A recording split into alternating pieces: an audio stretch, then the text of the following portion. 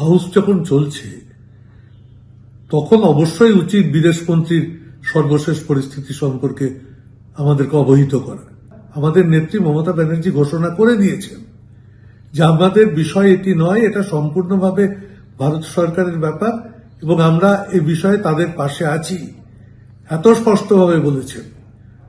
আমরা তা সত্ত্বেও দেখছি যে দলের সরকার তারা কলকাতা শহর থেকে বনগাঁ সীমান্ত পর্যন্ত তারা হুমকি দিচ্ছে, মিছিল করছে, কলকাতাকে অশান্ত করার চেষ্টা করছে।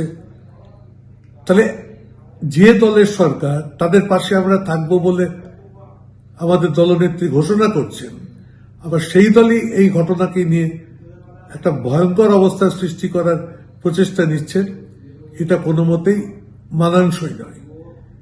আমরা আশা করব এই কর্মসূচিগুলো পালনে তারা বিরত থাকুন। তারাও তাদের সরকারকে, দিল্লিতে দলকে বলুন যে অবিলম্বে এই ব্যাপারে দেশকে অবহিত করানো হোক। আমরা সবসময় চাই সর্বত্রই মাইনরিটিদের রাইট রক্ষা করার দায়িত্ব হচ্ছে যারা মেজরিটি, তাদের যারা গভর্ন করছে তাদের বেসিক দায়িত্ব মাইনরিটিদের স্বার্থ রক্ষা করা। এবং এই উপমহাদেশে আমরা দেখতে পাচ্ছি যে সর্বত্রই যেখানে সংখ্যাগরিষ্ঠ লোক শাসন ক্ষমতা আছেন তারা মাইনরিটিদের দাবিয়ে রাখতে চাইছেন। এটা গণতন্ত্র বিরোধী, মানবতা বিরোধী। সেখানে একজন সাধককে অ্যারেস্ট করা হয়েছে, সেডিশনের চার্জ দেওয়া হয়েছে, গ্রেপ্তার করা হয়েছে, তাকে আইনের পর্দায় আনা হয়েছে, সেখানে বিচার হবে।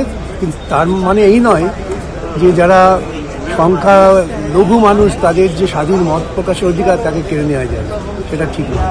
বিজেপি তো এটা নিয়ে একটা দাঙ্গা বাঁধাবার চেষ্টা করছে।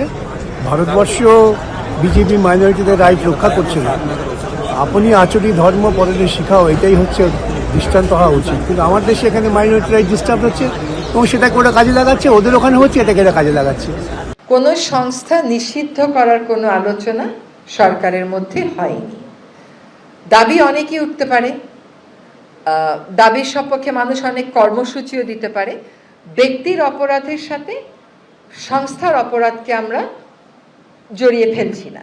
এখন একটা সুনির্দিষ্ট অভিযোগের ভিত্তিতে একজনকে গ্রেফতার করা হয়েছে, তার ব্যাপারে একটা আইনি প্রক্রিয়া চলছে। তিনি অভিযুক্ত হতেও পারেন, অভিযুক্ত নাও হতে পারেন, সেটা আদালত দেখবে। ইসকনের কলকাতা শাখার ভাইস প্রেসিডেন্ট রাধারমন দাস বাংলাদেশের অন্তর্বর্তী সরকারের এই প্রতিক্রিয়া নিয়ে কি বলেছেন দেখুন। এটা খুব ওয়েলকাম স্টেপ, ওয়েলকাম ডিসিশন। আর অ্যাকচুয়ালি আমরা খুব ডিস্টার্ব ছিলাম যখন শুনলাম কি যে সরকারের এজি যিনি যখন স্টেটমেন্ট দিয়েছিলেন হাইকোর্টে, তো আমরা অনেক চিন্তায় ছিলাম। কিন্তু যদি এটা সরকার বলছে, we welcome that step. ISKCON বাংলাদেশের বিরুদ্ধে একটানা মিথ্যে এবং বিদ্বেষমূলক প্রচার চলছে। ইসকনের সুনাম নষ্ট করে সমাজে অস্থিরতা ছড়ানোর চক্রান্ত চলছে। চট্টগ্রামে আইনজীবী সাইফুল ইসলাম আলিফের হত্যার সঙ্গে ইসকনের কোনো সম্পর্ক নেই, তাও কিছু গোষ্ঠীর পক্ষ থেকে এই ঘটনার সঙ্গে ইসকনকে জড়িয়ে দিয়ে মিথ্যে প্রচার চালানো হচ্ছে।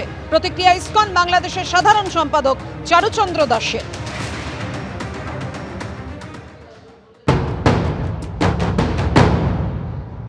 মিথ্যাচার এখন এমন পর্যায়ে পৌঁছেছে যে সড়ক দুর্ঘটনার মতো বিষয়গুলোকে ইসকনের চক্রান্ত বলে চালিয়ে দেওয়া হচ্ছে। দুঃখজনক ভাবে কিছু বিশেষ মহল ইচ্ছাকৃতভাবে আমাদের সংগঠনের বিরুদ্ধে মিথ্যা প্রচারণা চালিয়ে যাচ্ছে এবং ইসকনকে নিষিদ্ধ করার মতো অযৌক্তিক দাবি তুলছে। বাংলাদেশে গত কয়েকদিন ধরে যা চলছে তাই নিয়ে বাংলাদেশের অবস্থা উদ্বেগজনক। এমনই পরিস্থিতি বাংলাদেশের অবস্থা অত্যন্ত উদ্বেগজনক। সংখ্যালঘু হিন্দুরা একেবারেই নিরাপদ নয়। সংখ্যালঘুদের নিরাপত্তা দেওয়ার দায়িত্ব বাংলাদেশ সরকারের। আশা করি বাংলাদেশ সরকার সংখ্যালঘুদের নিরাপত্তার দায়িত্ব নেবে।